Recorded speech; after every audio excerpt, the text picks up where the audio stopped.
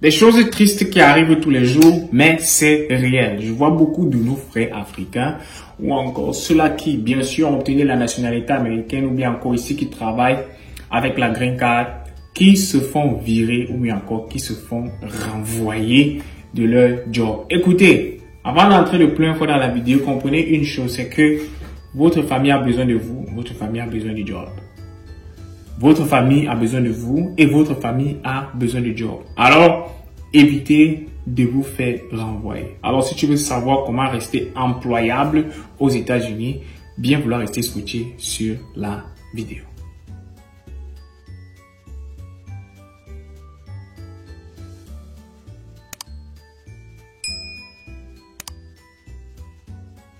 Salut à tous, j'espère que vous vous portez bien. Mon nom est Ulrich et bien sûr je vis aux États-Unis ici. Bien sûr le concept de la vie aux États-Unis et bien sûr comprendre le système éducatif aux États-Unis. Bien vouloir liker, subscribe, share, tout ce qui va. Mais qu'est-ce qui est entré dans mon œil là? C'est pas vrai, quelque chose est entré dans mon œil. Anyways, ça va faire que je fasse la vidéo, mais bien sûr c'est une vidéo assez importante pour la communauté tout simplement parce que les gens se font virer des jobs. Pour quelqu'un qui s'est déjà fait virer d'un job une fois, ça fait mal, mais c'est la réalité. Mais, comme on dit, votre famille a besoin du job et bien sûr c'est le corps qui cherche l'argent, dans un sens. Donc, il est important pour vous de savoir maintenir votre job. Alors, si vous voulez bien sûr maintenir votre job aux États-Unis, première des choses, c'est maintenir votre éligibilité au travail. Alors, comment maintenir son éligibilité au travail? Pour maintenir son éligibilité au travail, vous devez maintenir votre licence. Parce que c'est cette licence de travail-là qui vous permet bien sûr ici de pouvoir travailler. Si vous n'avez pas une licence de travail, vous ne pouvez pas travailler. Si bien sûr vous faites une erreur ou bien encore si vous faites quelque chose de travail, vous perdez cette licence-là, vous allez vous faire virer. Donc il est important pour vous de maintenir ce qu'on appelle vos credentials de travail. Maintenir vos credentials de travail vont vous permettre de rester employable aux États-Unis. La deuxième chose que vous devez faire pour être employé aux États-Unis, c'est fermer votre bouche. Aussi simple que ça. Fermez votre bouche. Arrêtez de faire le Congossa au travail. Arrêtez de parler des autres collègues au travail. Arrêtez de faire le Congossa au travail. Arrêtez de faire le Congossa au travail. Si vous ne faites pas le Congossa au travail, le HR ne va jamais vous appeler. Si vous n'êtes pas là pour mal parler ou bien encore dire que tel a fait ceci, tel a fait ceci, évitez au maximum. Si vous avez votre travail à faire, venez, si vous travaillez sur salaire ou bien vous travaillez sur clock in, clock out, vous venez, vous mettez le clock in, vous mettez le clock out et vous rentrez. Venez faire votre travail et rentrez à la maison. Évitez d'avoir des relations avec les gens du boulot. Je sais que c'est difficile, mais dépendant de certaines compagnies, on prohibite ou encore on interdit la relation entre certains amis ou certains collègues au travail, mais aussi pour maintenir le type de travail. Donc, si votre travail ou bien encore là où vous bossez, votre compagnie, votre partout, dit que vous ne devez pas sortir ou encore avoir certaines relations intimes avec les coworkers, ne le faites pas.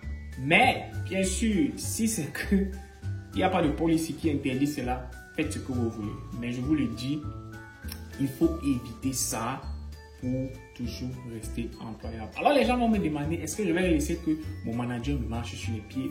Est-ce que je vais laisser ceci? Est-ce que je vais laisser cela? Nous avons fait une vidéo dernièrement là où on conseillait aux gens de connaître leurs droits. Il faut connaître vos droits de travail, surtout quand vous êtes sur le lieu de service. Généralement, quand on vous emploie, on vous donne l'offre de contrat. Beaucoup d'entre nous ne lisent pas. La seule partie qu'on parle, c'est la partie où on parle de l'argent. C'est la partie où on parle de salaire, on parle de compensation et tout et tout. C'est là-bas que les gens partent lire. Mais de temps en temps, ou bien encore quand vous, je sais pas trop, vous avez quelque chose au travail, rentrez sur votre contrat de travail et regardez les différentes policies. En cas de litige avec ou bien encore en cas de problème avec X ou en cas de problème avec Y. Généralement, dans votre contrat de travail, il y a la procédure à suivre. Et je vous invite à relire votre contrat de travail parce que beaucoup d'entre nous ne lisons jamais nos contrats de travail. Jamais. Donc, je vous invite à relire le contrat de travail et en fonction de ces différents contrats de travail-là, vous pouvez regarder quels sont vos droits, ce que vous devez faire en cas de problème, par exemple, avec votre manager direct, où est-ce que vous devez toquer. Ou bien quand vous vous rendez compte que, bien sûr, personne ne peut résoudre votre problème. Ce que je conseille généralement aux gens, c'est si vous voyez déjà que le travail où vous êtes, personne ne peut vous aider à résoudre votre problème, ce que vous pouvez faire, c'est commencer déjà à chercher un autre travail et mettez notre travail là, du moins continuez à bosser et commencez déjà à chercher une autre position.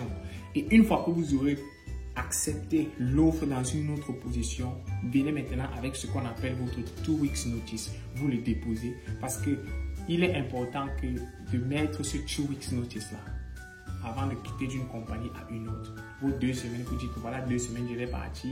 Vous écrivez, c'est une lettre, hein, vous l'écrivez et vous la déposez au bureau de votre manager et on va vous accorder 2 semaines avant votre départ pour votre nouveau job. On dit souvent quoi? Dans certaines situations, on conseille de sauter une branche à une autre. Dans un sens, ça dit tu quittes une branche mais tu as déjà arrêté l'autre. Ça dit tu quittes un travail mais tu as déjà un qui t'attend dans 2 semaines. Ainsi donc, c'est comme ça qu'il faut savoir. Généralement, il faut gérer ce genre de choses. Moi, j'ai eu un problème comme ça. J'ai senti qu'on ne pouvait pas m'aider. J'ai commencé à appliquer pour d'autres boulots. Dès qu'on m'a pris ailleurs, on m'a demandé de l'autre côté, tu veux commencer quand? J'ai dit, donnez-moi 2 semaines pour mon ancien travail. On m'a dit, ok. On m'a donné 2 semaines. Et quand je suis revenu sur le travail que je faisais, là où j'étais, j'ai dit, ok, voilà ma lettre. Et dans 2 semaines, moi, je vais partir. Et ils ont signé. Ce qui fait en sorte quoi? Que ces 2 semaines de notice-là vous protègent. Parce que certains employeurs vont faire ce qu'on appelle le feedback pour venir regarder, ok, tu travaillais où avant et qu'est-ce qui s'est passé? Or, quand on va appeler, on va dire non, il a déposé ses 2 weeks notice. Et généralement, dans les 2 weeks notice, vous mettez le motif. Ok? Et moi, le motif, c'était quoi? Je voulais aller à l'école et le shift qu'on me donnait ne me permettait pas d'aller à l'école. Alors que là où je parle, le shift qu'on me donne me permet d'aller à l'école. Et c'est simple. Je peux revenir plus tard dans cette compagnie, peut-être quand il n'y a plus ce manager-là qui me dérangeait et tout, et recommencer à bosser dans cette même compagnie. Donc, il est important pour vous de mettre ce 2 weeks notice. Quand bien sûr vous partez d'un job à un autre, ça vous permet bien sûr de rester employable dans ce système-là. Alors, merci d'avoir regardé la vidéo et nous nous revoyons bien sûr pour nos prochaines échéances. À ciao, ciao la fin.